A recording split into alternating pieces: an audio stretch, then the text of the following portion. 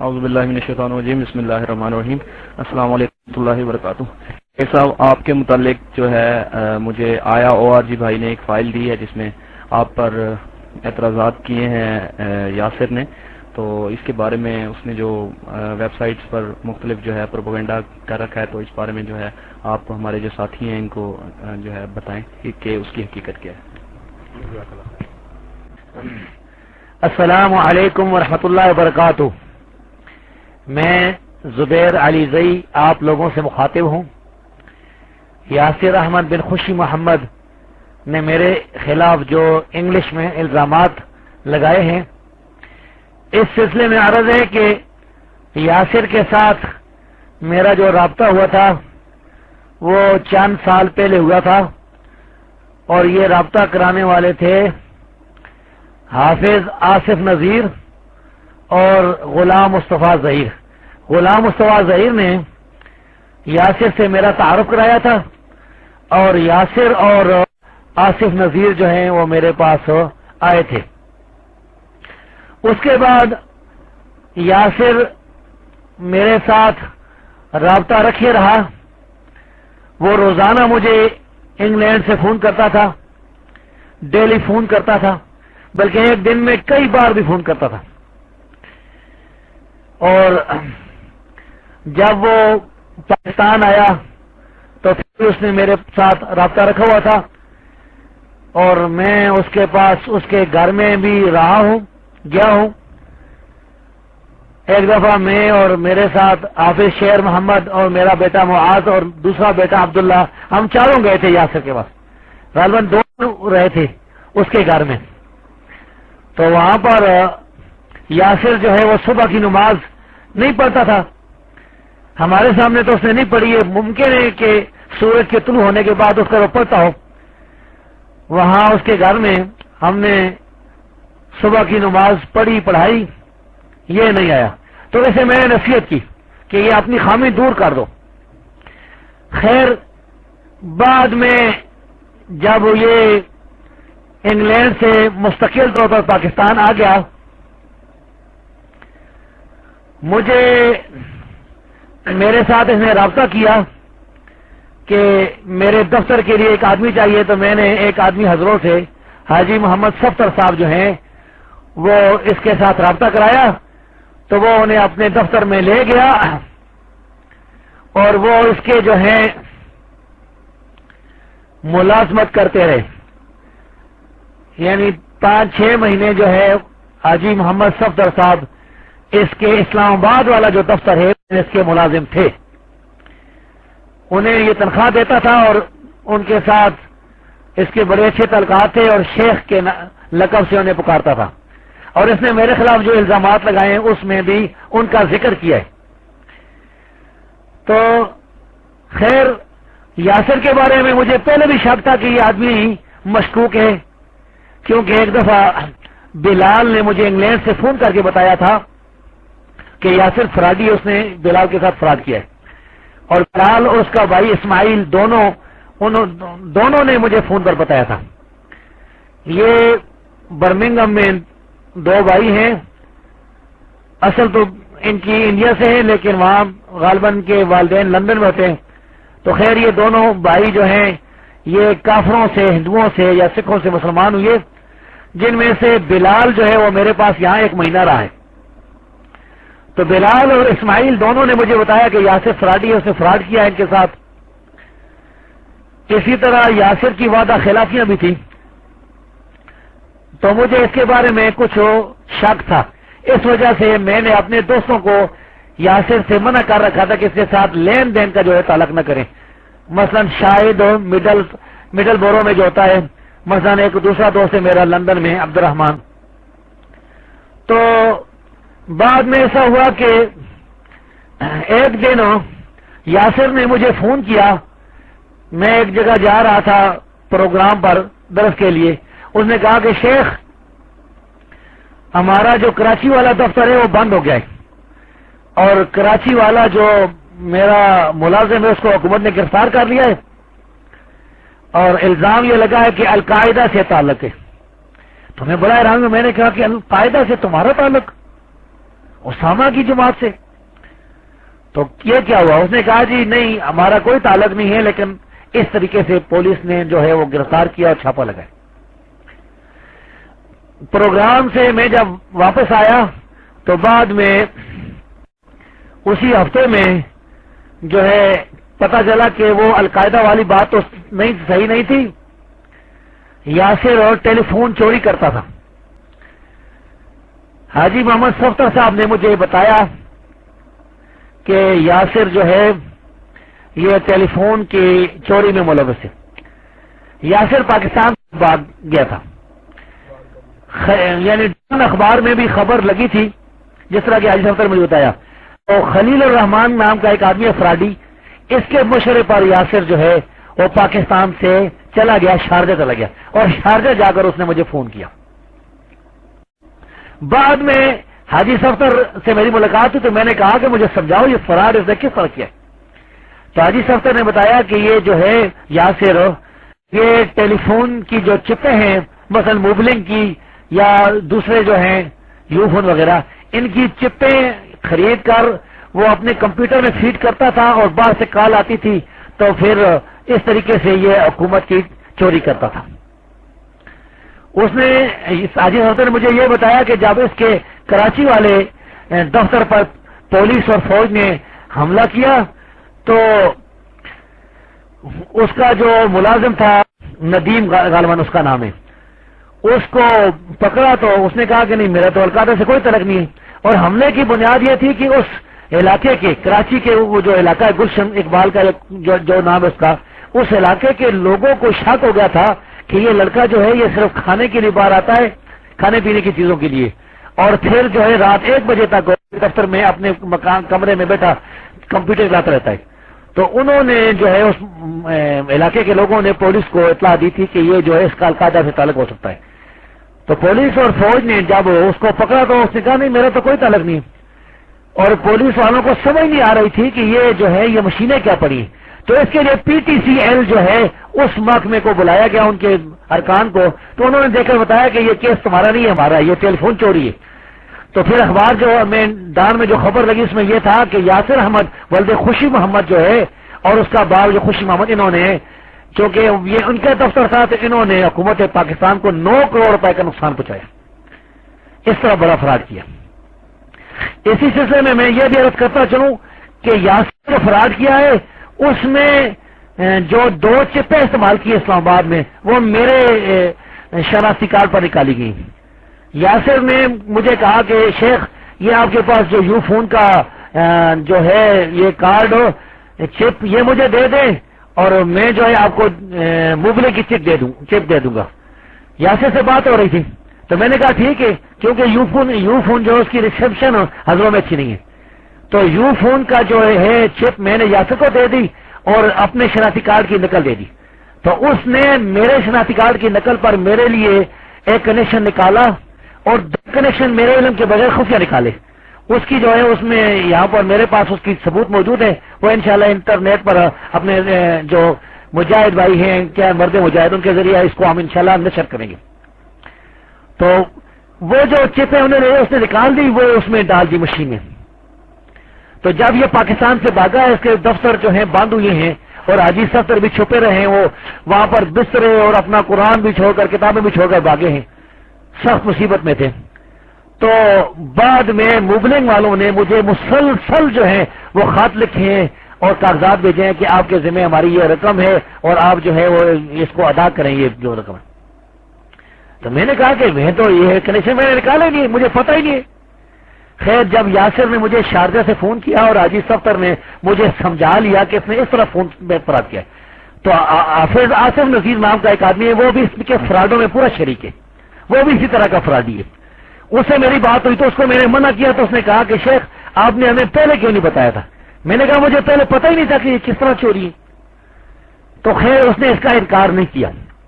اسی طرح اس کا ایک اور عرفان نام کا ایک آدمی ہے جس کا تعلق ہے سلفی بک سینٹر سفری پبلیکیشن سے، تو عرفان سے میں نے رابطہ کیا۔ میں نے کہا کہ یہ جو ہے یہ یاسر کے ساتھ تم نے کیوں اس طرح تعلقات رکھے تھے اور اس کی رقم بھی کوئی لے گیا؟ تو اس نے میرے سامنے اور میرا دوست جو عبد الرحمان ہے میرے سامنے کہا کہ یاسر شریر بچہ ہے، شریر بچہ یعنی ناٹی بوائے۔ اسی طرح وہ جو جمیل اس کا کیا نام ہے خلیل الرحمان، خلیل الرحمان نے یہ بات کہی کہ یاسر نے یہ کام کیا ہے کہ مثلا اٹک جو ہے پل جو ہے پاکستان میں، اٹک پل سے جب گاڑیاں گزرتی ہیں جاتی ہیں صبح سے رات میں تو وہاں ٹیکس دے کر جاتے ہیں گاڑیاں، حکومت نے جو ٹیکس مقرر کیا رقم وہ دیتے ہیں۔ تو اس نے کہا کہ یاسر نے یہ کام کیا ہے کہ وہ گاڑیاں پل سے نہیں گزاری ہیں، نیچے سے یعنی نیچے سے سرنگ کے نیچے سے یا نیچے سے گزاری ہے تاکہ وہ رقم نہ ادا کرنی پڑے۔ دوسرے لفظوں میں خلیل الرحمان نے بھی اس کا اعتراف کیا کہ یاسر نے پاکستان کے ساتھ فراڈ کیا۔ تو میں نے کہا کہ یہ یاسر یہ کام کرتا ہے، یہ حکومت پاکستان کی کیا تکفیر کرتا ہے؟ تکفیر تو یہ نہیں کرتا ہے، نہ کوئی اس کا دوست گواہی دیتا ہے کہ تکفیر کرتا ہے۔ تو میں نے کہا کہ اس نے جو کام کیا یہ غلط کام کیا ہے، اس کو توبہ کرنی چاہیے۔ مسلمانوں کی حکومت کے ساتھ، کافروں کی حکومت کے ساتھ ایسا کرنا جائز نہیں ہے، اور مسلمانوں کی حکومت کے ساتھ ایسا کرنا بھی تو بالکل غلط ہے۔ تو مجھے حافظ آصف نے بھی بتایا اور بعد میں حاجی صفدر نے بھی کہ یہ یاسر جو ہے اس پر مصر ہے، یہ توبہ نہیں کرنا چاہتے۔ تو جب مجھے میرے اوپر یہ ثابت ہو گیا کہ یاسر جو ہے فراڈی بھی ہے اور توبہ نہیں کرنا چاہتا ہے، تو پھر میں نے اسے اپنے تعلقات کاٹ دیے، بائی کاٹ جو اس کا اعلان کیا۔ یاسر نے مجھے فون کیا، اس کا فون میں نے اٹھایا، میں نے عرفان کو بھی کہہ دیا اور حافظ آصف نذیر کو بھی کہہ دیا کہ یاسر کو کوئی مجھ سے رابطہ نہ کرے۔ اس کے بعد جو ہے یاسر نے میرے اوپر جو ہے اعتراضات لگائے ہیں، میرے خلاف جو ہے جو باتیں لکھی ہیں۔ اس سے پہلے ایک حرف بھی جو ہے اس نے نہ میرے خلاف لکھا ہے، نہ کہیں شائع کیا ہے، نہ کوئی پاس گواہ ہے، نہ کوئی اور ثبوت ہے۔ اس سے پہلے یہ میرا پورا دفاع کرتا رہا ہے، بلکہ مجھے اسلام آباد لے کر جانا چاہتا تھا۔ اس نے یہ پروگرام بنایا تھا اور عرفان نے کہ میرے بارے میں کہ زبیر علی زئی کو ہم اسلام آباد لے جائیں گے اور وہاں جو ہے کتاب و سنت کی، اہل حدیث کی، سلفیت کی دعوت جو ہے ہم پھیلائیں گے، انٹرنیٹ پر بھی اور دوسرے رائے سے بھی۔ اس کے لیے انہوں نے مجھے بتایا کہ ہم نے مکان بھی کرایہ پر لے لیا ہے، اور بلکہ یاسر نے مجھے یہ وعدہ کیا کہ آپ کے لیے گاڑی بھی ہم جو خریدیں گے۔ اس پوری بات کے گواہ جو ہیں حاجی صفدر صاحب بھی ہیں جو اس کے پاس ملازم ہوئے، اور ہمارے مدرسے میں حافظ شیر محمد بھی ہیں، اور ہمارے دوسرے ساتھی بھی۔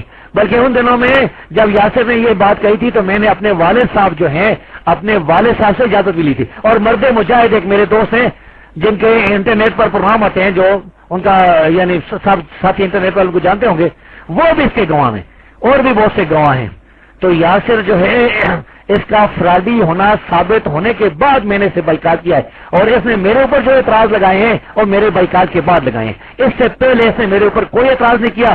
یہ سب سے بڑی دلیل ہے کہ یاسر ایک فراڈی آدمی، اس کے سارے اعتراض بالکل غلط اور باطل۔ اور یاسر کے بارے میں مجھے یہی پتا چلا ہے کہ اس نے انگلینڈ میں بھی بڑے فراڈ کیے۔ میں نے جب بلال کو فون کیا تو بلال نے مجھے کہا کہ یہ انٹرنیشنل فراڈی ہے۔ اب جب یاسر نے میرے خلاف یہ الزامات جو لگائے ہیں تو میں نے ان کا جواب دیا تھا 18 مارچ کو 2004 کو ریاض سعودی عرب میں۔ یہ میں نے جو اس کا جواب دیا تھا یہ جواب آپ سن لیں، یہ 2 صفحوں کا میرا جو ہے یہ جواب ہے۔ بسم اللہ الرحمن الرحیم۔ نمبر 1، اللہ تعالی کے حکم فَإِذَا قُلْتُمْ فَعْدِلُوا، اور جب تم بات کرو تو انصاف کرو، کو مد نظر سے یہ عرض ہے کہ یاسر احمد بن خوشی محمد کے اسلام آباد والے دفتر پر میں میرا ایک شاگرد حاجی ابو ثاقب محمد صفدر حضروی ملازم تھا۔ جنوری کے پہلے عشرے سن 2004 عیسوی میں یاسر کے کراچی والے دفتر پر پولیس نے چھاپا مار کر یاسر کے ملازم کو گرفتار کر لیا۔ حاجی صفدر نے مجھے بتایا کہ اخبار میں یہ خبر چھپی ہے کہ یاسر وغیرہ نے حکومت پاکستان کو تقریباً 9 کروڑ روپے کا نقصان پہنچایا ہے۔ یاسر پاکستان سے بھاگ کر شارجہ چلا گیا اور بعد میں مجھے فون کیا۔ نمبر 2، حاجی صفدر وغیرہ سے جو معلومات مجھے حاصل ہوئی ان سے یہ ثابت ہو گیا کہ یاسر نے بہت بڑا فراڈ کیا ہے، تو میں نے یاسر سے تعلقات منقطع کر لیے۔ میں نے حافظ آصف نذیر کو کہا کہ یاسر کو کہو کہ وہ مجھے فون نہ کرے۔ یاسر کے بھاگنے کے بعد عرفان نیلم پیپر فیکٹری والا میرے پاس حضرو ہمارے مدرسے میں آئے۔ اچھا، یہ عرفان کے بارے میں بتا دوں کہ عرفان جو ہے یہ میرے پاس نیلم فیکٹری سے آتا تھا، پہلے فون پر رابطہ کیا اور پھر یہ آتا تھا، اور انتہائی عزت اور احترام سے پیش میرے ساتھ جو اس کے تعلقات ہے سارے ساتھیوں کو معلوم ہے، شیخ کہتا تھا۔ یہ وہ آدمی ہے جو اپنے باپ کے بارے میں اس نے جو ہے گناونے الزام لگا رکھے تھے. عرفان نے مجھے بار بار کہا تھا, یہ بہت ساتھیوں کو معلوم, اس نے کہا کہ میرا باپ زانی ہے, اپنے باپ کو اس نے زانی قرار دیا, اپنے والد کو زانی قرار دیا, اور پھر مجھ سے مسئلے پوچھے کہ تم آپ جو ہے اس کے ساتھ میں کس طرح تعلقات رکھوں. تو میں نے اسے کہا کہ تمہارے باپ کا یہ بڑا گناہ ہے, لیکن اس کا مطلب یہ نہیں کہ تم جو ہے اس کے ساتھ تعلقات کاٹ دو, تعلقات منقطع کر دو, بلکہ تعلقات اس سے جاری رکھو, اصلاح کرو. تو یہ وہ عرفان ہے. تو خیر میں نے لکھا ہے کہ عرفان یاسر کے بھاگنے کے بعد عرفان نیلم سے پیپر فیکٹری والا میرے پاس حضرو ہمارے مدرسے میں آیا. میرے پاس اس وقت میرا ایک دوست عبد الرحمان موجود تھا جو کہ لندن سے میرے پاس تحقیق و تخریج سیکھنے کے لیے آیا ہوا ہے. عرفان نے مجھ پر کوئی اعتراض نہیں کیا, بلکہ کہا کہ یاسر ایک شرارتی بچہ ہے, عبد الرحمان اس پر گواہ ہے. نمبر 3, پاکستان سے ٹیلی فون چوری کے بعد بھاگنے سے پہلے یاسر نے کبھی مجھ پر کوئی ذاتی یا منہجی اعتراض نہیں کیا تھا, بلکہ ہر وقت مجھے شیخ شیخ ہی کہتا تھا, جس کے بے شمار گواہ موجود ہیں, مثلا حاجی محمد صفدر, حافظ شیر محمد. نمبر 4, پاکستان سے ٹیلی فون چوری کے بعد بھاگنے سے پہلے یاسر مجھے اسلام آباد لے جانا چاہتا تھا تاکہ وہاں صحیح سلفی منہج پر دعوت و تبلیغ کا کام کیا جا سکے. اس کے لیے اس نے باقاعدہ مجھ سے اجازت لی تھی اور مکان کا بندوبست کر رہا تھا, جس کا علم عرفان, خلیل الرحمان, حاجی صفدر, شیر محمد اور میرے والد محترم کو بھی ہے. نمبر 5, یاسر نے میری رقم تقریباً 1 لاکھ سے زیادہ دینی ہے, جس کا وہ خود بھی بھاگنے سے پہلے اقرار کرتا تھا. اس رقم میں سے اس نے مبلغ 25,000 روپے تقریباً 6 مہینے پہلے بذریعہ حاجی محمد صفدر مجھے ادا کر دیے تھے, اور باقی رقم ادا کرنے کا وعدہ کر رکھا تھا. جب تک وہ یہ رقم ادا نہیں کرے گا میرا قرضہ اس کے ذمہ باقی رہے گا. نمبر 6, یاسر کے پاس ہمارے مدرسہ آل الحدیث حضرت ضلع تک کے 450 پاؤنڈ موجود ہیں, جو کہ اس پر مدرسے کا قرض ہے. اس سنت اور قرضے کا علم حاجی محمد صفدر کو بھی ہے, اور یاسر نے یہ رقم ابھی تک ادا نہیں کی ہے. میں یاسر سے مطالبہ کرتا ہوں کہ میری امانت اور مدرسے کی امانت فوراً واپس کر دے, ورنہ اسے یہ رقم مرنے کے بعد اللہ کے دربار میں ادا کرنا ہوگی. نمبر 7, مجھے پتہ چلا ہے کہ پاکستان سے ٹیلی فون چوری کے بعد بھاگنے کے بعد یاسر نے میرے اوپر الزامات لگائے ہیں, اور یہ پتہ مجھے بذریعہ شاہد احمد میڈلز بورو کے ذریعے ہوا ہے. میں الزامات کے جوابات کے لیے یاسر سے درج ذیل 2 شرطوں پر منازعہ کرنے کے لیے تیار ہوں. شرط اول, ان الزامات والے کاغذات پر یاسر اپنے اصلی دستخط کر کے مجھے یا میرے شاگرد حافظ شیر محمد کو درج ذیل پتہ پر بذریعہ رجسٹری بھیجے. مدرسہ آل الحدیث پیردار حضرت ضلع تک پاکستان. شرط دوم, یہ مناظرہ پاکستان میں PTCL کے ٹیلی فون ایکسچینج حضروں میں ہوگا, تاکہ تمام متعلقہ گواہان بآسانی پہنچ جائے اور ٹیلی فون چوری کا ثبوت بھی واضح کر دیا جائے. آڈیو اور ویڈیو ریکارڈنگ کی اجازت ہوگی. نمبر 8, میں خلیل الرحمان اور عرفان مذکور سے بھی مناظرہ کرنے کے لیے تیار ہوں, بشرطے کہ یہ دونوں حضرات اپنے الزامات پر اپنے اصلی دستخط کر کے میرے درج بالا پتے پر ارسال کرے. اصلی دستخط نہ ہونے کی صورت میں ہر اعتراض کو باطل و مردود سمجھا جائے گا. نمبر 9, یاسر, عرفان اور خلیل الرحمان کو یہ خط وصول ہونے کے بعد جس بھی وصول کنندہ نے اپنے اصلی دستخطوں کے ساتھ 1 مہینے کے اندر اپنے الزامات والے کاغذات پر اصلی دستخط نہ کر کے بھیجے, تو میں یہ سمجھنے میں حق بجانے ہوں گا کہ ان حضرات نے میرے خلاف جھوٹ, فریب اور فرار سے کام لیا. نمبر 10, میں اس کی حلفیہ گواہی دیتا ہوں کہ میں قرآن مجید, حدیث, علی فہم السلف الصالحین اور ثابت شدہ اجماع کو حجت مانتا ہوں. خوارج, روافض, مرجئہ, جہمیہ اور تمام گمراہ فرقوں سے بری اور بیزار ہوں, تمام تکفیریوں سے بری اور بیزار ہوں. تقلید اصطلاحی کو ناجائز اور حرام اور کتاب و سنت کو واجب سمجھتا ہوں. میرا یہ منہج میری عربی اور اردو کتابوں سے ظاہر. مثلا دیکھیے میری کتاب جنت کا راستہ والحمدللہ. سوال یہ ہے کہ یاسر نے ٹیلی فون چوری کے بعد پاکستان سے بھاگنے سے پہلے میری ذات اور میرے منہج پر کوئی اعتراض نہیں کیا تھا. یہ کیوں تھا؟ وہ اور عرفان دونوں کیوں مجھے باعزت و احترام اسلام آباد میں اپنے ادارے دارالحدیث میں بطور مبلغ کیوں لے جانا چاہتے تھے؟ اس نے میری کتاب کی کمپوزنگ کس مقصد کے لیے کروا رکھی تھی؟ نمبر 11، یاسر نے میری اجازت کے بغیر میرے شہر پر موبلنگ کے سے 2 کنیکشن نکالے جن سے یہ ٹیلی فون چوری کا کام لیتا تھا۔ موبلنگ والوں کے خطوط مسلسل میرے نام آ رہے۔ آخر میں یہ اعلان کرتا ہوں کہ یاسر مذکور ایک کذاب اور فراڈی آدمی ہے۔ اس کو دوبارہ سن لیں۔ آخر میں یہ اعلان کرتا ہوں کہ یاسر مذکور ایک کذاب اور فراڈی آدمی ہے۔ منہج کے بجائے اس کا مقصد صرف مال و دولت جمع کرنا ہے، چاہے حرام طریقے سے ہی کیوں نہ ہو۔ والسلام، حافظ زبیر علی زئی بن مجدد خان، محتمم مدرسہ الحدیث حضرت ضلع تک پاکستان، 18 مارچ 2004 کے مطابق 28 محرم 1425 الریاض سعودی عرب، محمد زبیر بقلم خود۔ تو یہ انشاءاللہ آپ جو ہے وہ پڑھ بھی لیں گے، اس کی انشاءاللہ اسکین کر کے ساتھیوں تک پہنچایا جائے گا، موبلنگ والا بھی اور یہ بھی۔ اور حاجی محمد صفدر حضرت جو ہے انہوں نے بھی بیان جو ہے 4 صفحات پر جاری کیا ہے، جس میں انہوں نے یاسر کے فراڈ اور جھوٹ جو ہے جو کچھ بھی اس کا ہے وہ اس میں انہوں نے ثابت کیا ہے، اور اسے جو ہے وہ اسے فراڈی قرار دیا۔ یہ بھی آپ سن لیں گے، آپ جو ہے وہ پڑھ لیں گے۔ تو یہ میں نے اپنی وضاحت کر دی ہے۔ اب یاسر نے جو میرے اوپر کی اعتراضات کیے ہیں، تو جب یہ ثابت ہو گیا کہ یہ فراڈی اور چور آدمی ہے، یہ فاسق ہے، فاجر ہے، تو اللہ رب العزت نے فرمایا کہ یا ایھا الذین آمنوا ان جاءکم فاسق بنبأ فتبینوا، اے ایمان والو اگر تمہارے پاس کوئی فاسق آ جائے خبر لے کر تو اس کی تحقیق کرو۔ اس نے میرے اوپر جو اعتراضات کی ہیں وہ سارے بے اثر ہیں، بے ثبوت ہیں، ان کے کوئی ثبوت یہ جو ہے یہ پیش نہیں کر سکتا ہے۔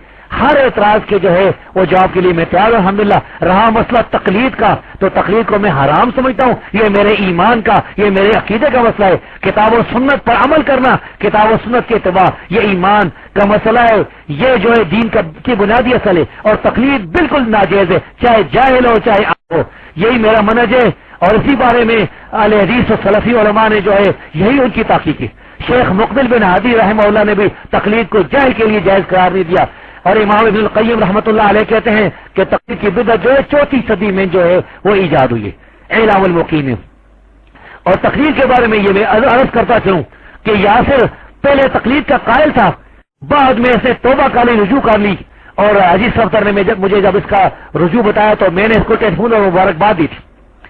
اسی طرح اس کا دوست خلیل الرحمان بھی تقلید کا قائل تھا۔ خلیل الرحمان جو ہے یہاں آپ ہمارے مدرسے میں آیا ہے حضروں میں، یہاں آ کر اس نے تقلید سے رجوع کیا، اور اس کے بہت سے ساتھی ہیں، تو میں کہا نا شیر محمد اس وقت موجود تھا، شیر محمد بھائی جو ہے یعنی حافظ شیر محمد، اور دوسرے بھی بہت سے ساتھی تھے، اور میں اس کو اٹھ کر سینہ دے کر ملا تھا خلیل الرحمان کو کہ بہت اچھی بات ہے کہ تو نے تقلید سے رجوع کر لیا ہے۔ تو تقلید کا جو مسئلہ ہے یہ بنیادی مسئلہ ہے، یہ جو ایمان کی بات ہے، میرے ایمان کی بات ہے، میں تقلید کو بالکل جائز کروں، بلکہ جتنی بھی گمراہیاں ہیں اس کی اصل ہی تقلید ہے۔ تو یہ میں نے اپنا بیان آپ کے سامنے بیان کر دیا ہے۔ اس کے علاوہ مرد مجاہد بھائی جو ہیں اگر اس کے مضمون کے مطابق اس نے میرے اوپر جو اعتراض کیے کسی مسئلے کی وضاحت کرنا چاہے تو میں اس کے لیے تیار ہوں۔ جزاک اللہ شیخ صاحب۔ السلام علیکم ورحمۃ اللہ وبرکاتہ۔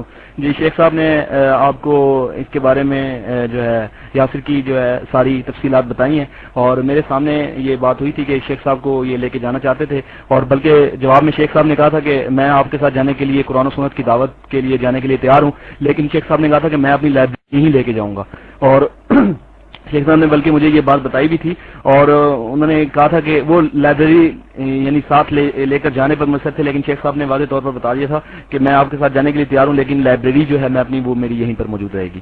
اور دوسری ایک بات جو یہ تو آپ بھائیوں کے سامنے واضح ہو ہی گئی ہوگی کہ جب کسی مسئلے پر اختلاف ہوتا ہے کسی بھائی کے ساتھ یا کسی عالم کے ساتھ، تو اسی وقت اس اختلاف کو جو ہے کلیئر کرنا چاہیے، اور یہ کیا کہ بعد میں جناب جب بندے کی لڑائی ہو جائے اور بندے کے راستے جدا ہو جائیں اور اس پر انسان یہ کہے کہ شیخ صاحب ایسے ہیں یا ایسے ہیں، اگر وہ اپنے آپ کو جو ہے سچا سمجھتا ہے، اگر آپ اپنے اس کے پاس جو اس نے جو اعتراضات کی ہیں اس میں اگر کوئی جان ہے تو وہ آئے صاحب نے جیسا کہ بتایا ہے اس پہ اپنے دستخط کر کے بھیجے، اور اگر اس میں ہمت ہے تو وہ بات کرے، ہم باقاعدہ اس کی ویڈیو ریکارڈ کریں گے۔ اس نے جو الزام لگائے شیخ صاحب پر کہ یہ فتنہ ہے، اصل میں وہ خود فتنہ پھیلا رہا ہے۔ اس نے جو کچھ بھی صفحات لکھے ہیں وہ میں نے کافی حد تک پڑھے ہیں، اس نے جو ہے دوسرے جو ہمارے بھائی ہیں انگلینڈ میں ان پر جو ہے لگایا کہ وہ فتنہ پھیلاتے ہیں۔ در حقیقت جو سلفی پبلیکیشنز والے ہیں انہوں نے جو 72 صفحات یا شاید 75 صفحات کا جو انہوں نے مسودہ جاری کیا ہے، وہ اصل میں فتنے کا آغاز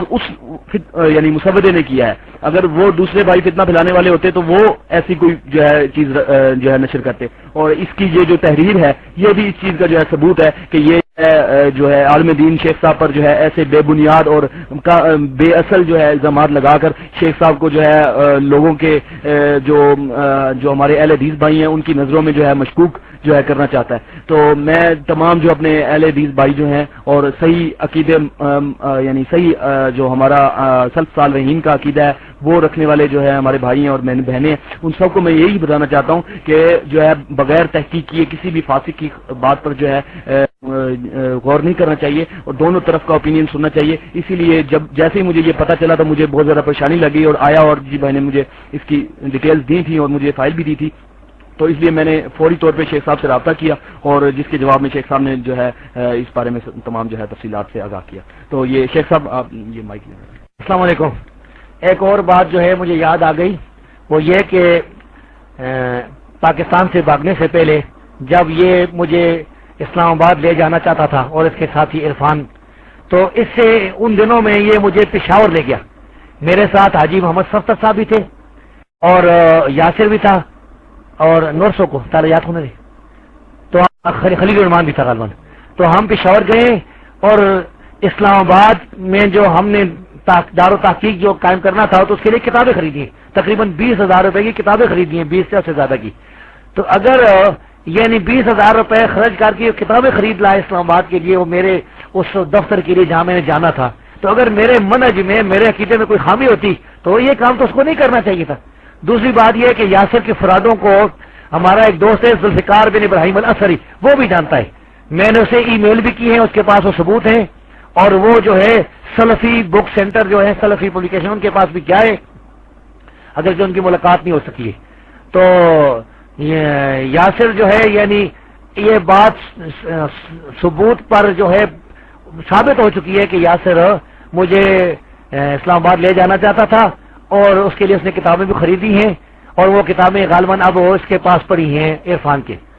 تو یاسر کے جو اعتراضات ہیں وہ خود بہت ختم ہو جاتے ہیں، اس نے جو میرے اوپر اعتراض کیے ہیں اس کے اپنے اس عمل سے ختم ہو جاتے ہیں۔ اب یہ سنیں جو حافظ شیر محمد جو ہے ان کا بھی بیان سن لیں۔ السلام علیکم ورحمۃ اللہ وبرکاتہ۔ معزز ساتھیوں، جس طرح شیخ صاحب نے تم کو بات بتائی ہے اور جس طرح تم نے سنی ہے، اور یاسر نے جس طرح شیخ صاحب کے بارے میں انہوں نے مخالفت اور فراڈ اور جھوٹی باتیں انہوں نے شائع کی، یاسر کے بارے میں شیر محمد بول رہا ہوں۔ یاسر کے بارے میں یہ بات ہے کہ سب سے پہلے تو یاسر ایک جھوٹا آدمی ہے، اس کے جھوٹ پر اتفاق ہے یہاں ہمارا۔ تو جس ساتھی کو پتہ چلے کہ یاسر نے جس طرح شیخ صاحب کے بارے میں بات کرتا ہے تو اس ساتھی کو یہ چاہیے کہ فوراً ہمارے ساتھ رابطہ کرے، تاکہ اس بات کی وضاحت ہو جائے کہ جھوٹا کون ہے۔ کیوں جس وقت یاسر پاکستان سے بھاگ گیا، سعودی عرب شارجہ میں پہنچ گیا، اور اس وقت شیخ صاحب کو پتہ چلا کہ یاسر نے فراڈ کیا اور فراڈ کی وجہ سے بھاگ گیا پاکستان سے۔ حالانکہ میرا خود ذاتی یہ خیال تھا کہ شیخ صاحب کو میں نے یہ کہا تھا کہ آپ فوراً یاسر سے رابطہ ختم نہ کریں، لیکن شیخ صاحب کی ایمان کی ثابت قدمی کی آپ نوٹ کریں کہ جس وقت شیخ صاحب کو اس فراڈ کا پتہ چلا تو فوراً اس کے ساتھ ختم کر دے بائیکاٹ، تعلقات ختم ہو گئے۔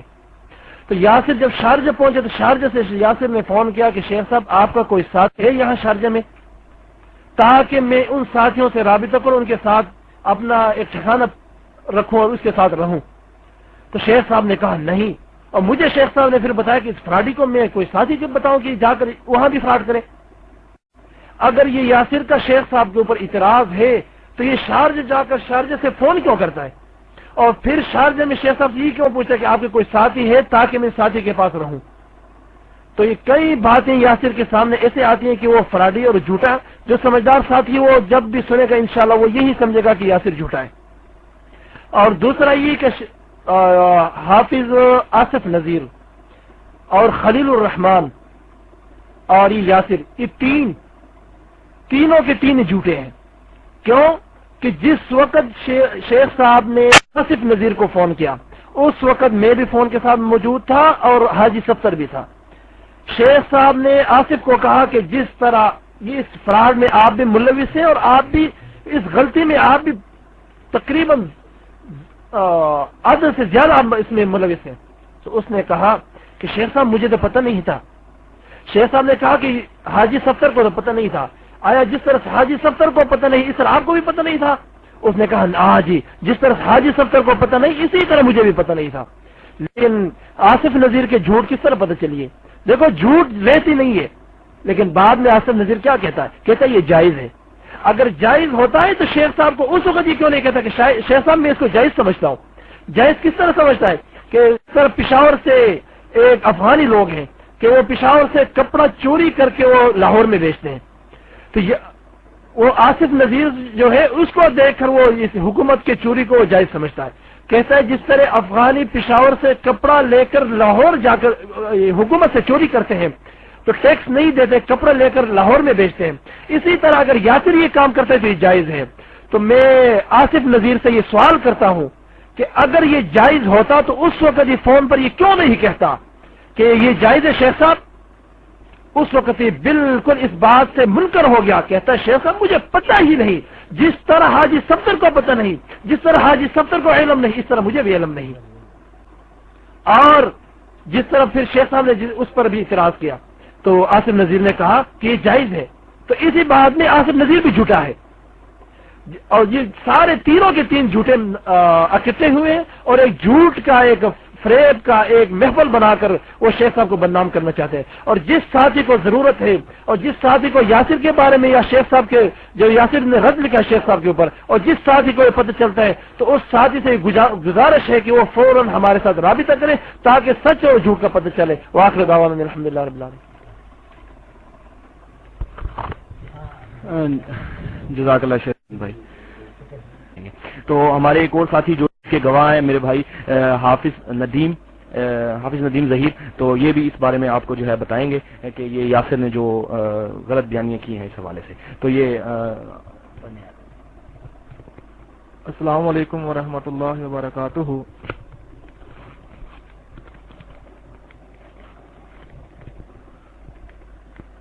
میرا نام حافظ ندیم ظہیر ول نور محمد ساکن جلال بلدن ضلع گجرانوالہ ہے۔ میں گجرانوالہ سے یہاں شیخ صاحب کے پاس پڑھنے کے لیے آیا ہوں۔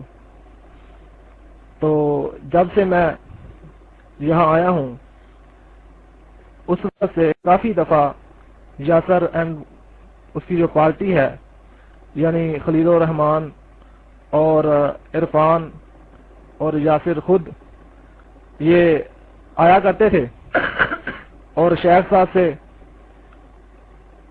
بظاہر اس لیے آیا کرتے تھے کہ ہم شیخ صاحب سے استفادہ کرنے کے لیے آتے ہیں، اور شیخ صاحب کو بڑی عزت کے ساتھ پکارتے اور شیخ صاحب سے بڑے بڑے مسائل پوچھتے۔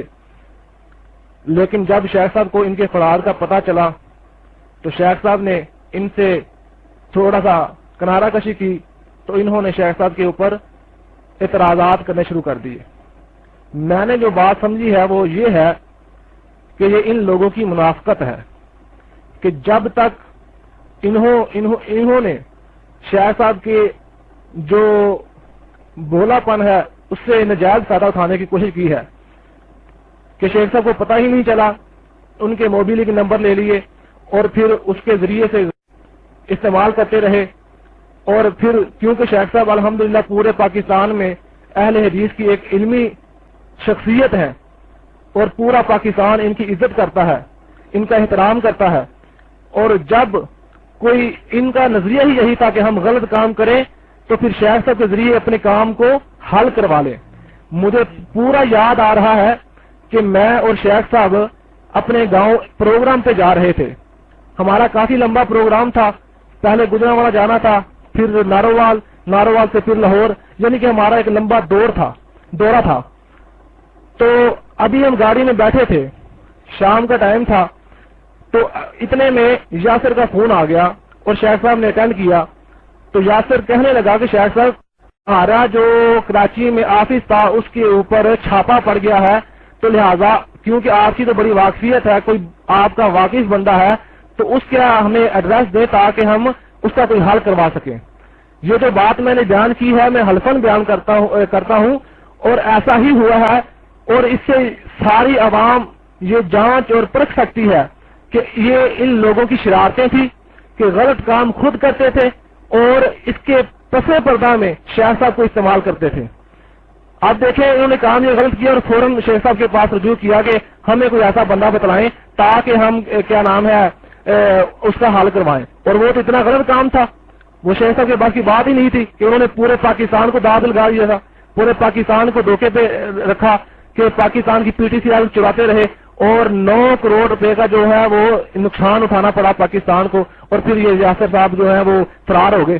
اور فرار ہونے کے بعد بھی میں لائبریری میں شیخ صاحب کے پاس موجود ہوتا تھا اور اس کے فون آتے رہے اور شیخ صاحب سے کہتا رہا کہ مجھے بتلائیں کہ کیا نام ہے وہاں کوئی آپ کا ساتھی اور آپ کا دوست ہے تاکہ میں اس کے پاس رہوں. میں یہ بات کہتا ہوں کہ اگر شیخ صاحب کے اندر منہجی یا مسلکی یا کوئی بھی عقیدہ میں کوئی خرابی تھی تو ان ساری جو پارٹی تھی یہ خلیل الرحمان, عرفان اور یہ یاسر وغیرہ پہلے تو آ کے ٹیپ ریکارڈ کرتے, سوال پوچھتے. اگر یہ ان کی خرابیاں تھی تو یہ کیوں آتے تھے, کیوں پوچھتے تھے؟ پتہ یہ چلا کہ شیخ صاحب کی الحمدللہ نہ صرف منہجی خرابی تھی نہ ہی عقیدے میں خرابی تھی بلکہ ان لوگوں میں خود خرابیاں تھی اور یہ غلط استعمال کرتے تھے, خود بھی غلط استعمال ہوئے اور دوسروں کے بھی غلط استعمال کرنا چاہتے تھے. تو لہذا جب شیخ صاحب کو ان کے فرار کا پتہ چلا تو شیخ صاحب الحمدللہ جو جانتا ہے وہ تو بخوبی جانتا ہے اور جو نہیں جانتا وہ الحمدللہ شیخ صاحب کو ایک ہی ملاقات میں جان لیتا ہے کہ الحمدللہ ان کا تقوی, ان کا ورع, ان کی سادگی, ان کا یعنی کہ بعض لوگ تو ہوتے ہیں اور وہ پہچانتے نہیں کہ شیخ زبیر کون ہے, جنہوں نے پہلے دیکھا ہی نہیں ہوتا, کیونکہ وہ تو ایک علمی شخصیت اور جو ان کا نام ہے مشہور ہے اس کے لحاظ سے آتے ہیں کہ وہ شیخ صاحب پتہ نہیں کتنے بڑے ہوں گے اور کس انداز سے ہوں گے. لیکن جب دیکھتے ہیں کہ یہ شیخ زبیر ہیں وہ حیران پریشان ہو جاتے ہیں. اور بتانے کا مقصد یہ ہے کہ ان لوگوں نے جو کوئی کسر نہیں چھوڑی اور جب شیخ صاحب سے کچھ ثابت نہیں ہو سکا تو انہوں نے اپنی طرف سے اعتراضات شروع کر دیے. مثلا ان کے شاگردوں کے دلوں کے اندر ان کے متعلق بغض اور حسد بننا شروع کر دیا. عبد الرحمان بھائی وہ ہمارے ساتھ ادھر پڑھتے تھے اور الحمدللہ بلوغ المرام کی مکمل تخریج کر کے وہ واپس اپنے برطانیہ گئے ہیں. تو ان کے متعلق وسوسات جو شیخ صاحب کی باتیں ان کے ذہن کے اندر ڈال دی فضول, جن کا حقیقت کے ساتھ کوئی تعلق نہیں. اور ان کے علاوہ اور ان کے شاگرد شیخ صاحب کے جیسا کہ انہوں نے بتایا بھی ہے کہ ذوالفقار بھائی ان کے ذہن میں بھی انہوں نے باتیں ڈالنا شروع کر دی, ایسی باتیں تاکہ شیخ صاحب کے متعلق ان کے شاگردوں اور جو عوام ان کو محبت سے چاہتی ہے پسند کرتی ہے وہ ان کے خلاف ہو جائیں. اب ہم الحمدللہ وہ ساری دستاویزات یہاں کمپیوٹر کے اوپر بھی وہ کریں گے سامنے تاکہ ساری عوام پڑھ لے اور جو ان کے دھوکے دات ہیں وہ بھی دیکھ لیں کہ ان لوگوں کا فراڈ کتنا بڑا ہے. اور پھر جو کافی 5-6 ماہ کا عرصہ حاجی محمد صفدر صاحب ان کے پاس گزار کے آئے ہیں اور انہوں نے کیا کیا دیکھا ہے, انہوں نے پھر اپنے قلم کے ساتھ لکھا بھی ہے, وہ سکین کر کے کمپیوٹر کی سکرین کے اوپر بھی الحمدللہ چلا گیا ہے. وہ میں دوبارہ پھر پڑھتا ہوں کہ انہوں نے ان کے متعلق کیا دیکھا اور کیا سمجھا. تو وہ خود لکھتے ہیں کہ تعارف, میرا نام ابو ثاقب محمد صفدر محمدی حضروی ہے. میں یاسر احمد بن خوشی محمد کے ساتھ 5 ماہ تک کام کر رہا ہوں. یاسر احمد شیخ محمد زبیر صاحب کو اسلام آباد لے جانا چاہتے تھے۔ یاسر اور اس کے ساتھیوں نے شیخ زبیر صاحب کی 10,000 ماہانہ تنخواہ بھی مقرر کر دی تھی۔ مکان بھی شیخ صاحب کے لیے کرایہ پر لیا گیا تھا۔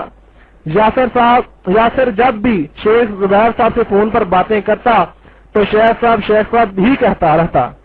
پھر ایسا ہوا کہ یاسر احمد ایک فرار کیس میں آ گیا اور شارجہ چلا، تو شیخ محمد زبیر صاحب نے اس سے برات کا اعلان کیا۔ بڑے افسوس کی بات ہے کہ یاسر احمد شرمندگی کا اظہار کرتا اور توبہ کرتا، کیونکہ میرے سمیت تمام ساتھیوں کو شرمندگی اٹھانا پڑی کہ ہم راتوں رات وہاں سے اپنا آدھا سامان وہاں سے نکال لائے۔ شیخ زبیر صاحب نے جب یاسر سے برات کا اعلان کیا تو یاسر صاحب سے ناراض ہو گیا۔ یاسر احمد نے جو باتیں مجھ سے کہی تھی، یاسر نے مجھ سے کہا تھا کہ میں نے شیخ زبیر صاحب کے پیسے دینے ہیں۔ ایک دفعہ اس نے شیخ زبیر صاحب کے لیے 25,000 روپیہ بھی دیا تھا۔ شیخ زبیر صاحب کی موجودگی میں شیخ زبیر کے نام کی 2 سمیں بھی یاسر نے لے رکھی تھی، جو کہ وہ ان سموں کو اپنی ٹیلی فون مشین میں استعمال کرتا تھا۔ میں نے حافظ آصف سے متعدد بار پوچھا کہ ان مشینوں کا کیا کام ہے، تو انہوں نے مجھے بتانے سے گریز کیا۔ جب کراچی آفس میں چھاپا پڑا تو تب معلوم ہوا کہ یہ کام غیر قانونی ہو رہا ہے۔ میں ایسے غیر قانونی کام کرنے سے توبہ کرتا ہوں اور ان لوگوں سے برات کا اعلان کرتا ہوں۔ یاسر احمد نے ابھی تک یہ اعلان نہیں کیا کہ وہ غیر قانونی کام کرتا تھا، اور بجائے اس کے کہ وہ توبہ کرتا، شیخ صاحب کی شخصیت میں کیڑے نکالنے شروع کر دیے۔ میں شیخ صاحب کو ذاتی طور پر جانتا ہوں، ان کا منہج الحمدللہ بالکل قرآن و سنت پر ہے۔ ان کو اگر غلطی کا ذرا سا بھی احساس دلائیں تو شیخ صاحب رجوع کر لیتے ہیں، والحمدللہ۔ یاسر نے مجھ سے کہا ایک دفعہ جرمنی جانے کے لیے بائی ایئر مشین سے ایک ٹکٹ کی بجائے میں نے 3 ٹکٹ جرمنی جانے آنے کے لیے نکال لیے۔ یاسر نے مجھ سے کہا کہ میں نے برطانوی گورنمنٹ کا ٹیکس دینا ہے، یعنی قرض نہ دہندہ ہوں۔ یاسر صبح کی نماز فجر کبھی کبھار قضا پڑتا تھا، میں اسے اور دوسرے ساتھیوں کو بڑی مشکل سے اٹھاتا تھا۔ حافظ آصف نذیر نے مجھ سے کہا کہ کراچی میں PTCL والوں نے احمد پر 9 کروڑ روپیہ کا کیس دائر کر دیا ہے، جو کہ انگلش ڈان اخبار میں بھی آیا تھا۔ دیکھیے ڈان نیوز 4-5-6-7-2004 جنوری، یعنی جنوری کی 4 5 6 7 تاریخ کو یہ خبریں آئیں۔ یاسر احمد اور خلیل الرحمان عامی کے لیے تقلید جائز قرار دیتے تھے، تو جب یہ دونوں شیخ صاحب کے پاس آئے تو ان دونوں نے رجوع کر لیا۔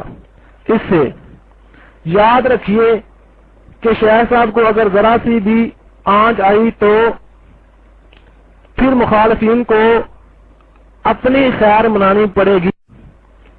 محمد صفدر بقلم خود، یہ تھے صفدر محمدی صاحب حضروی کے دستاویزات جو انہوں نے اپنے ہاتھ کے ساتھ لکھے تھے، اور انشاءاللہ ان کو سکین کر کے کمپیوٹر کی اسکرین پہ بھی لایا جائے گا، تو ساری عوام جو بھائی بھی سن رہا ہے یا پڑھے گا وہ اس سے آگاہ ہو جائے کہ ان لوگوں کے جتنے بھی الزامات یا اعتراضات ہیں وہ سارے کے سارے بے اصل ہیں، ان کی کوئی حقیقت نہیں ہے۔ یہ ایک ایسی شخصیت کو داغدار بنانا چاہتے ہیں کہ جن کے علم سے بڑی بڑی دور سے لوگ آ کے اپنی پیاس بجھاتے ہیں۔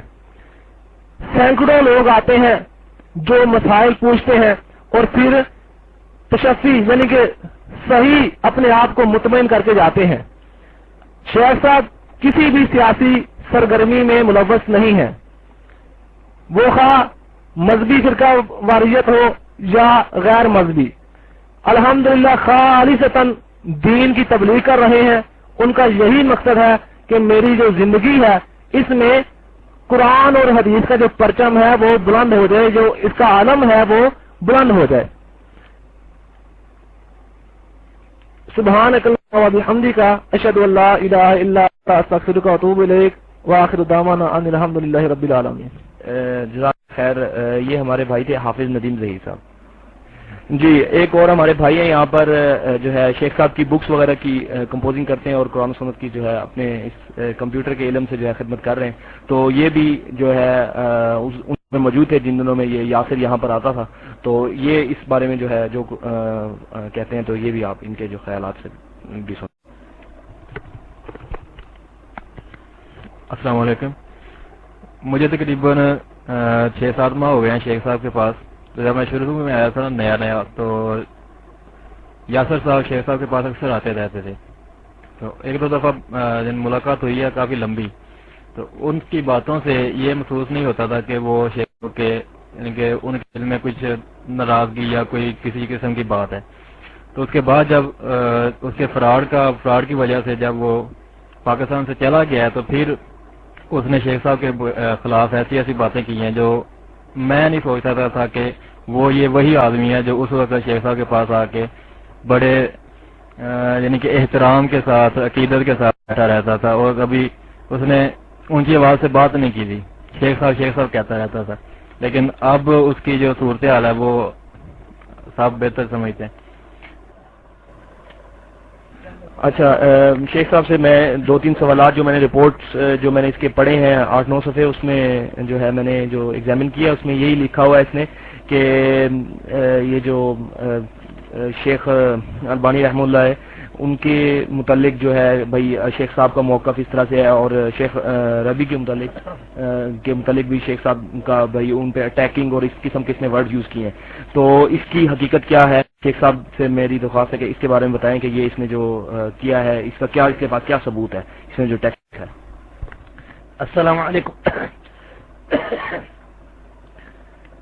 کچھ عرصہ پہلے پبلیکیشن والوں نے جن میں ابو خدیجہ عبد الواحد بن محمد عالم میر پوری البریطانی الساکن فی بلاد الکفار اور اس کے ساتھی جو ہیں ملوث ہیں, انہوں نے میرے خلاف PDF میں کچھ جھوٹے الزامات لگائے تھے, اور اسی طرح عالم راگ کے بھائیوں کے خلاف کامران ملک, اعجاز ملک, عمران بن معصوم, جو اچھے یہ سارے اچھے بھائی ہیں اللہ کے فضل سے صحیح العقیدہ اور بہت اچھے یہ بھائی ہیں, ان کے خلاف جھوٹے غلط اور تدلیس والے اعتراضات لگائے تھے.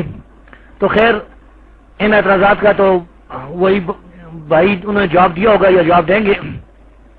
میرے بارے میں بھی سلفی پبلیکیشن والوں نے جھوٹے الزامات لگائے تھے, تو ان کے میں نے جوابات دیے تھے, اور ایک جواب جو ہے اس کا نام میں نے رکھا تھا جمع الادلہ فی اجوبۃ بعض الاسئلہ, یہ عربی میں نے لکھا تھا. اور اسی طرح ایک اور خط تھا جو میں نے شیخ ربیع بن ہادی المدخلی جو سعودی عرب کے علماء میں سے ہیں ان کی طرف بھیجا تھا, جس کا نام میں نے رکھا تھا نصر السمیع فی المکتوب الی شیخ ربیع. تو میں نے سلفی پبلیکیشن والوں کے اعتراضات کے جوابات دے دیے اللہ کے فضل سے, اور ان میرے جوابات کا کوئی وہ جواب نہ دے سکے. انہوں نے رائے فرار اختیار کی, میں نے ان کو مناظرے کا چیلنج کیا, اس سے بھی وہ بھاگ گئے, اور نہ انہوں نے تحریری نہ تقریری کسی لحاظ سے بھی کوئی جواب نہیں دیا. اب جو ہے یہ سننے میں آ رہا ہے کہ یاسر کہتا ہے کہ زبیر علی زئی جو ہے وہ کبھی کہتا ہے کہ شیخ البانی کو برا کہتا ہے, کبھی کہتا ہے شیخ ربیع کو برا کہتا ہے, کبھی کہتا ہے شیخ والے کو. یہ ساری باتیں جھوٹ اور بکواس ہیں. یہ دیکھیں میں نے جو خط لکھا تھا جس میں ہے جمع الادل, یہ جس کا نام ہے جمع الادلہ فی اجوبۃ بعض الاسئلہ, اس میں سوال نمبر 2 جو ہے اس کے بارے میں سوال کیا گیا مجھ سے. سوال سنیں, حل شیخ الالبانی صاحب السلسلۃ الصحیحہ متهم بالارجاء, اس کا ترجمہ اردو بنتا ہے کہ کیا شیخ البانی جو ہے مرجی تھے, ان پر ارجاء کی تہمت ہے. تو میں نے جواب دیا, الجواب لا واللہ, اللہ کی قسم ہرگز نہیں, بل شیخ ہو الامام المحدث ہو محمد ناصر الدین الالبانی رحمہ اللہ من کبار علماء اہل حدیث نشر علم الحدیث فی الدنیا ومعرفت صحیح الحدیث سے معرفت صحیح الحدیث من سقیمی وخدم السنت احسن الخدمت جزاہ اللہ خیرا ومن آثار طیبت کتبہ القیمہ خاصتا ارواء الغلیل والسلسلۃ الضعیفہ والسلسلۃ الصحیحہ وغیرہ واخطاء الشیخ رحمہ اللہ فی تصحیح بعض الاحادیث وتضعیف بعضها وكذلك اخطاء في تعدیل بعض الروات وتضعیفها كما وشان البشر عن بعض اخطاء كما هي عادة آل الحق وبقي بعض الاخطاء وهذا لا يقل قدره. وثقوا كافة شيوخنا. سمعت شيخنا الامام ابا محمد بديع الدين الرازي رحمه الله يقول في ثقة محدث رجل طيب وقال عنده علم كثير في تفسير الحديث وتضعيفه ولو اوهام واخطاء. وسمعت شيخنا الامام ابو القاسم محب الله شاه محب الله الراشدي رحمه الله محقق لا يشك في كون ثقة. وقال الشيخ محمد صديق بن عبد العزيز السرگودوي رحمه الله وكان من كبار تلامذة الامام عبد الله وكان من كبار تلامذة الامام عبد الله الروبري رحمه الله ومن حسنات ترتيب فتاوى الحديث في مجلد قال نعتمد على كتبه الا لو بعض المسائل لا نعتمد عليها التي تفرد بها. فالشيخ محدث متقن ثقة سلفي ناصر سنة وعدو المبتدعين ولو اخطاء غير قليلا في كتبه وناخذ صوابه ونحب اخطاءه ونحب علماء اهل الحديث وندعو الله ان يجعلنا في زمرة ويشرنا معهم آمين. یہ آپ نے میرا جو ہے نا یہ پورا بیان سن لیا جو عربی میں نے لکھا تھا اور یہ جو ہے لکھا گیا تھا 5 رمضان 1423 ہجری 1400 یعنی 100 کیا نام ہے یعنی 1423 ہجری 5 رمضان 1423 ہجری. تو یہ تقریباً کتنے سال بنتے ہیں سال سے زیادہ جو ہے یہ ہو چکا ہے. یہ میں نے بلکہ تقریباً 2 سال ہونے والے یہ بھیجا تھا سلفی بک سینٹر والوں کی طرف ہی اور اسی طرح شیخ ربی جو ہیں انہیں بھی میں نے یہ بھیجا تھا جو کہ نصر السمیع فی المکتوب الی شیخ ربی کے نام سے جو انہیں میں نے بھیجا. تو میں نے نہ تو شیخ البانی پر کوئی تان کیا ہے نہ شیخ ربی پر اور نہ شیخ فالح پر بلکہ میں اب گیا ہوں چند مہینے پہلے تو شیخ فالح کے پاس گیا ہوں ضرور میرے ساتھ فیصل بن لاوی تمیمی المدنی بھی موجود تھا اور ذوالفقار بن ابراہیم الاسری بھی موجود تھا میرے ساتھ اور شاید ایک لڑکا ہے گجرا والا وہ بھی میرے ساتھ موجود تھا. یہ تقریباً 3-3.5 مہینے پہلے کی بات ہے جب 3-3.5 پہلے میں گیا شیخ فالح کے گھر میں تو میں نے جو ہے ان کا ماتھا چوما ہے اور ان کے پاس رہا ہوں اور انہوں نے الحمدللہ جو ہے وہ جو مہمان نوازی کرتے ہیں عرب اس لحاظ سے مہمان نوازی بھی کی ہے اور میں نے انہیں بتایا کہ میرے بارے میں یاسر جھوٹا پروپیگنڈا کر رہا ہے. جو آدمی بھی تحقیق کرنا چاہے مجھ سے رابطہ کر سکتا ہے. اسی طرح فیصل بن لاوی جو ہے مدینہ کا فیصل بن لافی تمیمی جو شیخ فالح کے خاص شاگردوں میں سے اس نے کہا کہ یاسر مجہول ہے ہم اس کی بات آپ کے خلاف نہیں مانتے اس کی جو ہے گواہی. تو میرے بارے میں یہ کہنا کہ یہ ان کو برا کہتا ہے شیخ ربی کو یا شیخ فالح کو یا کسی اور شیخ کو یہ بالکل جھوٹی بات ہے بکواس ہے غلط بات ہے. ہاں اگر ہے تو ثبوت لائے. اور میں جو ہے اس بات کا میں اعلان کرتا ہوں کہ میں تقلید کو بالکل ناجائز حرام سمجھتا ہوں. یہ میرے ایمان اور میرے عقیدے کا مسئلہ ہے. نہ جاہل کے لیے تقلید جائز ہے نہ عالم. اس پر میں مناظرہ کرنے کے لیے بھی تیار ہوں علمی بھی تحریری بھی اور زبانی بھی. تو بھائیوں میں آپ سے جو ہے رخصت لیتا ہوں. یہ آپ نے باتیں سن لی ہیں. اب اس کے بعد کوئی ایک اور بات مجھے یاد آئی. وہ یہ بھی سنا ہے کہ یاسر یہ پروپیگنڈا کرتا ہے کہ ریاض میں قاری ابو یزید جو تکفیری ہے اس کے پاس زبیر جاتا ہے. تو میں آپ کو بتا دوں کہ قاری ابو یزید سیف اللہ جو ہے ریاض میں یہ بہت مجاہد اور بہت نیک آدمی ہے سلفی صحیح العقیدہ ہے بالکل تکفیری نہیں ہے.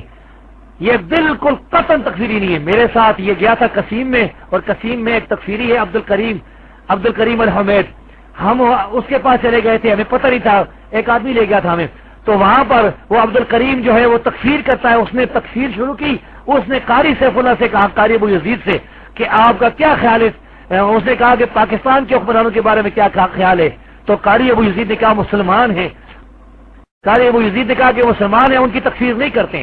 اسی طرح اس نے سعودی حکمرانوں کے بارے میں پوچھا تو قاری ابو یزید نے کہا کہ مسلمان ہیں، ہم تکفیر نہیں کرتے، کیوں تکفیر کریں؟ انہیں قاری ابو یزید نے کہا کہ تکفیر جو ہے ثابت کرو میرے اندر کوئی تکفیر ہے تو میں جو ہے توبہ کرنے کے لیے تیار ہوں. تو یہ قاری ابو یزید کے بارے میں یہ یاسر کا یہ کہنا کہ تکفیری ہے، یہ بہت جھوٹی اور غلط بات ہے. تو میں اسی کے ساتھ آپ سے جو ہے الوداع کرتا ہوں، رخصت لیتا ہوں. تمام ساتھی جو ہیں ان جنہوں نے میری یہ بات سن لی ہے، اس کے بعد اگر میرے خلاف انہوں نے پروپیگنڈا کیا تو قیامت کے دن اللہ کے دربار میں جب پیش ہوں گے ان کا گریبان ہوگا، میرا ہاتھ ہوگا. وَأَقُولُ قَوْلِي هَذَا وَأَسْتَغْفِرُ اللَّهَ لِي وَلَكُمْ سَائِرِ الْمُؤْمِنِينَ. السلام علیکم ورحمۃ اللہ وبرکاتہ.